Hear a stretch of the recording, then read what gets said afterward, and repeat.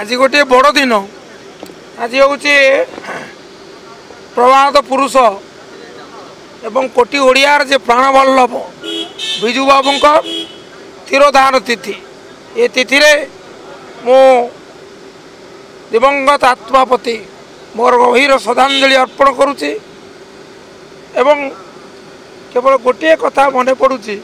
जे से सब बेले कहते साहसी हुआ कलिंगा साहसिका तेणु आज दिन में साहस एकांत अपरिहार्य आवश्यकता अच्छी जेपरी भाव में गोटे पर गोटे अघटन घटुची एवं प्रतिमूर्ति प्रति प्रतिमूर्ति पोड़ा जाऊँगी बरपुत्र प्रति सम्मान करा जाऊँगी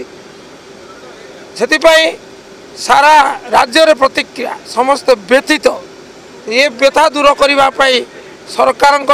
उद्यम जरूरी एवं ता सहित ओडिशावासी ता विरुद्ध प्रतिवाद करने साहस जरूरी तेणु आज दिन में आम साहस बांधिले अन्याय अविचार विरुद्ध रे मुँह खोली कथा कहबार शक्ति संचय करें विजु बाबू प्रति हम श्रेष्ठ श्रद्धांजलि।